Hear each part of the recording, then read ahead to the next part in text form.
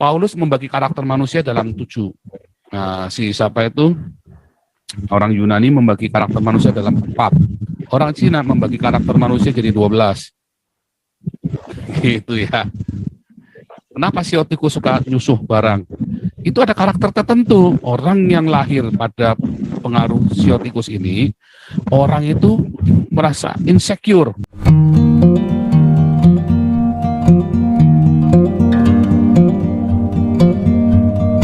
Katanya ngusir setan. Orang yang ngusir setan kemudian ngomong bakar gereja. Sebenarnya setannya siapa? Santet.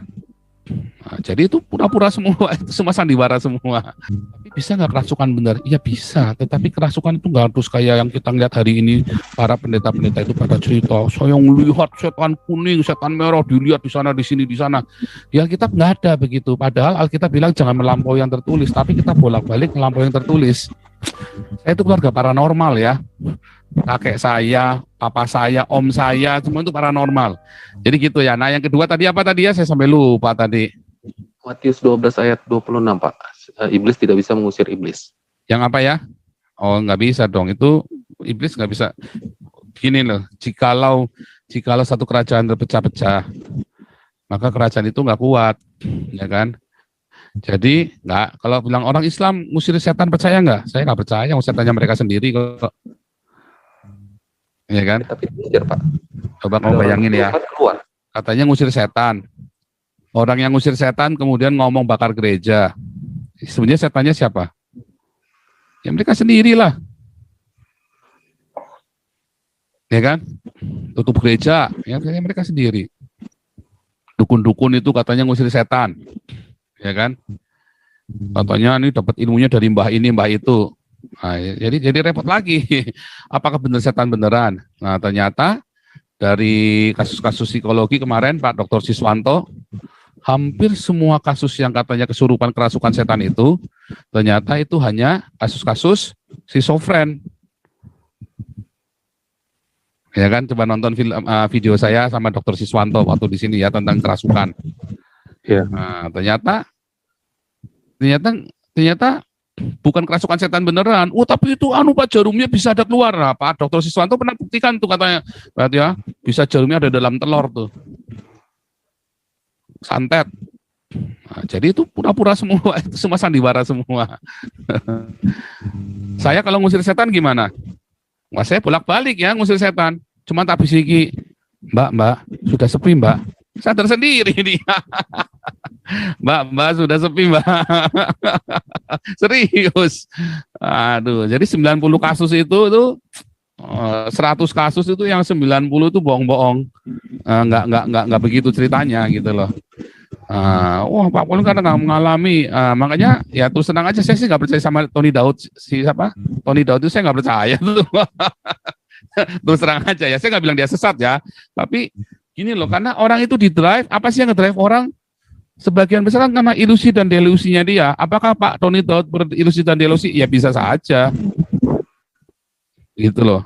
Karena saya banyak usir setan juga nggak begitu, nggak seperti yang Tony Daud. Dan pertanyaan lagi ya, satu hal yang unik tadi ya, Pak, yang unik lagi ya, satu hal yang unik coba Anda ya. Kan Tony Daud sering ketemu sama setan, jin segala macam katanya kan. Sebut satu nabi yang bolak-balik ketemu setan. Nggak ada lah. Sebut satu rasul yang bolak-balik ketemu setan. Ya nggak ada lah. Mereka memang mengusir setan, tetapi mereka nggak dikasih lihat ini, dikasih lihat itu. Nggak ada. Si orang ini yang ngomong, saya setan, begini, oke diusir. Zaman itu kita bilang itu seperti pengusiran setan, eksorsisme. Tetapi bisa nggak kalau itu schizofren? Bisa. Bahasa itu ada nggak? Zaman dulu ada nggak kata schizofren? Ya nggak ada. Ya, nggak ada. Zaman itu nggak ada kata schizofren. Kata schizofren itu baru ada abad ke-18 ya. Sebelumnya ya nggak ada. Zaman itu pemahaman, misalnya nih Musa membelah laut. Wah, itu mujizat segala macam. Bisa nggak itu tsunami? Bisa di waktu yang tepat. Mengapa Musa bisa datang lewat situ? Musa ini orang pintar, bukan orang goblok. ya kan? Andai kata itu bukan cerita yang spektakuler. Anggaplah saya ini orang teolog liberal yang tidak percaya dengan mujizat tetek bengek yang aneh-aneh. Musa ini orang pinter, dia tahu baca alam.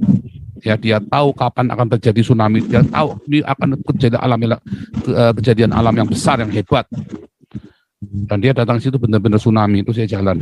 Ada tsunami. Tsunami itu artinya ada dataran yang kering dan ada lautnya itu tertahan ya, tertahan di sana dan di sana. Terus dia jalan di tengahnya. Habis dia lewat, orang Mesir mau masuk, tsunami-nya jalan, duer. Mati nggak itu orang Mesir? Mati. Bisa seperti gue, bisa banget. Tapi orang itu bisa ngitung. Bagaimana dia bisa menghitung? Karena dia orang-orang yang benar-benar berhikmat, yang pandai benar Musa itu. Bisa nggak begitu? Ya bisa. Jadi zaman itu bahasa kerasukannya zaman itu. Zaman sekarang itu ada penjelasan ilmiahnya. Zaman itu mereka nggak kepikir. Dan berbagai macam. Ya tentu saja banyak sekali. Tapi bisa nggak kerasukan benar? Iya bisa, tetapi kerasukan itu nggak harus kayak yang kita lihat hari ini, para pendeta-pendeta itu pada cerita, saya melihat setan kuning, setan merah, dilihat di sana, di sini, di sana. Ya kita nggak ada begitu, padahal Alkitab bilang jangan melampaui yang tertulis, tapi kita bolak-balik melampaui yang tertulis. Apakah sesat? Ya enggak, tanggung sendiri, cuman salah kalau buat saya, karena melampaui yang tertulis. Gitu, jadi hati-hati. Pemahaman itu seperti itu, hati-hati. Jadi setan ngusir setan, itu bukan setan ngusir setan, ya. Dukun itu pura-pura semua, palsu semua, nggak ada. Percaya deh itu nggak ada. Saya nggak percaya begituan. Saya itu keluarga paranormal ya. Kakek saya, papa saya, om saya, semua itu paranormal. Oh iya Pak, kalau tatung, saya tuh dari kecil bolak-balik lihat setan.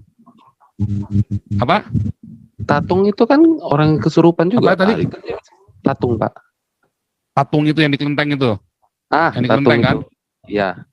Tatung itu kan dia benar-benar kesurupan Pak. Iya bisa aja. Berarti bisa diusir dong. Ya bisa aja dia jadi medium kan. Memang kan ada medium tadi kan di Parasmus ada medium.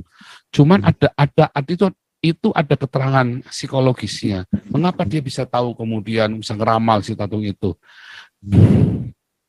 Itu ada pola ya. Misalnya nih ada orang Cina itu selama ribuan tahun dia ngitung horoskop itu ya. Kenapa pakainya namanya Sio pertama itu tikus? Kenapa Sio yang kedua Sio yang kedua itu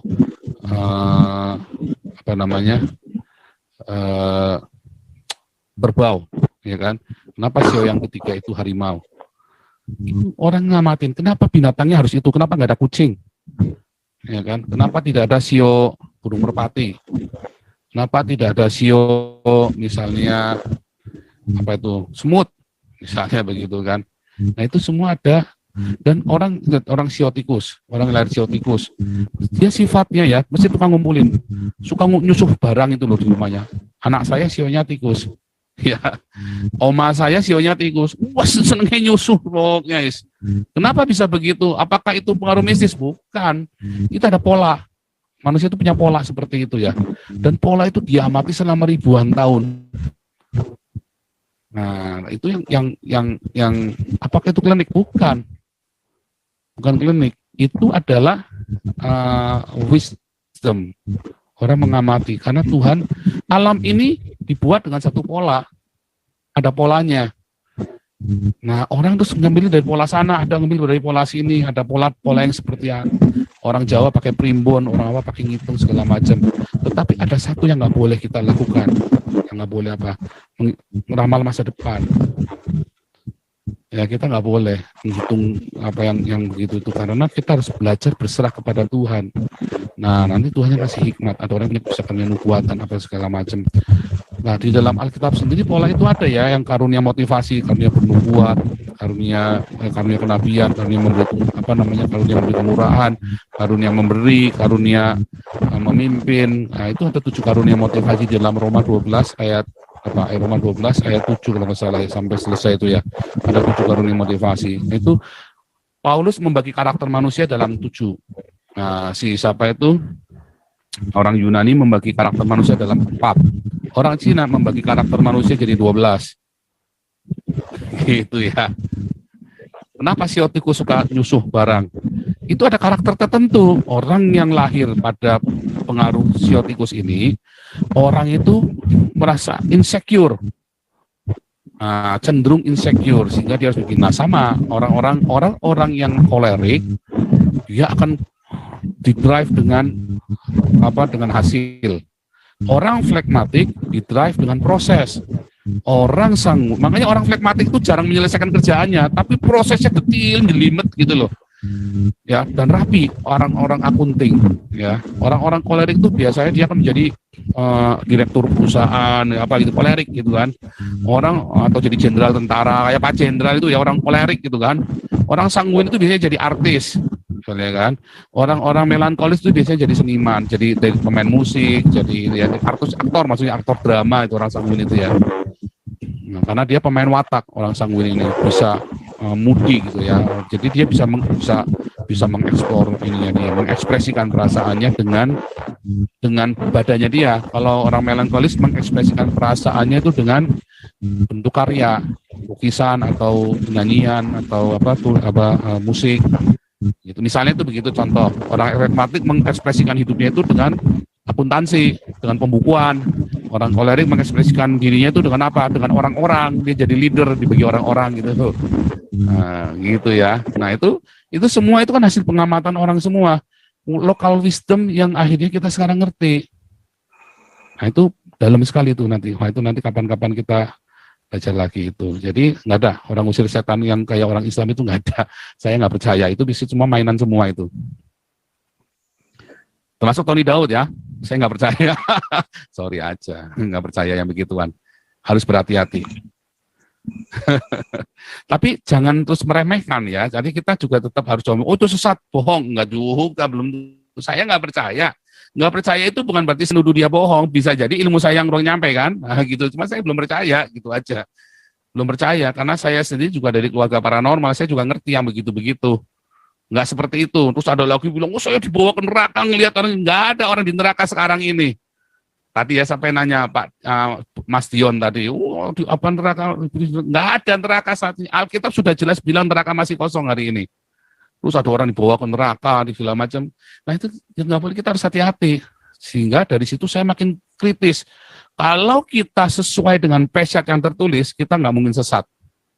Nggak mungkin sampai kita salah ini. Terus Alkitab itu nggak bisa salah. Makanya kalau kita pesyatnya benar, nanti kita bisa ngerti. Wah ini halusinasi. Tak tungguin. Benar kan? Salah kan dia? Begitu saya keluar dari pesyat, saya bolak-balik salah. Tapi begitu saya sesuai dengan pesyat yang tertulis itu, wah, itu memang firman Tuhan itu ajaib dan benar. Sungguh ajaib dan benar. Nah, makanya saya mulai kritis dengan itu. Dan saya mulai belajar mengapa orang Yahudi itu. Karena kan tulisan kita kan dari tulisan Yahudi, perjanjian lama ya. Jadi memahaminya, untuk memahami perjanjian baru, saya balik ke tab ini sehingga saya perjanjian baru jadi lebih jelas. Mengapa ada tulisan, contoh kata Yanes dan Yambres saja. Dapatnya dari mana coba? Si Paulus itu dalam Timotius nulis Yanes dan Yambres. Ternyata kan dari tulisan Yahudi, dari Targum. Nah kan? Nah, jadi kita harus hati-hati. Si Zakir Naik, Ahmad Dedat, itu macam nabinya, taunya dikit tapi sok taunya banyak. Makanya bego terus. Gitu. Nah, taunya dikit, sok taunya banyak. Muhammad aja tanya nama Allahnya siapa, bingung. Kan dia bilang ngeklaim Allahnya Yahudi, padahal Yahudinya kan ngomong, kan Muhammad nanya sama orang Yahudi, nama Allah kamu siapa? Kan orang Yahudi kan memanggil kan Allah, sama kan di orang Yahudi di Medina itu kan. Terus Muhammad nanya lagi, nama Tuhan kamu, nama Robnya kamu itu siapa? Dia bilang, ya Rob Allah, ya Rob ya Allah. Oh, ya Rob ya Allah. Iya. Terus Muhammad tulis di Al-Qur'annya, ya kan? Bismillah, ya kan? Padahal Bismillah kan dari Daniel 5 ayat dari Esra 5 ayat 1. Besem Elah. Ya kan? Ada nggak di situ nama Yehova? Nggak ada. Dalam hati orang Yahudi bilang, ini goblok bener lu, dasar Muhammad goblok. Saya itu nggak boleh sebut nama Yehova di mulut saya. Dalam hati mereka begitu kan. Goblok lu. Nggak ada, sampai detik hari ini orang Yahudi tidak akan menyebut tulisan YHWH itu Yehova. Tetap begitu ketemu Yehova, dia akan bilang, satu, itu adalah Hashem Elah, Hashem Elohim, ya kan? Ya kan? Atau Beshem Elah, nama Allah, ya kan? Atau dia akan bilang, eh, Adonai. Dia sambil itu goblok lu, dasar nabi goblok loh. Mana boleh saya nyebut nama Yehova dengan mulut saya. Kan begitu kan. Nggak ada sampai hari ini orang Yahudi bilang Yehova di mulutnya itu nggak ada. Nggak ada ya. Nggak boleh. Nah, itu ya. Oke.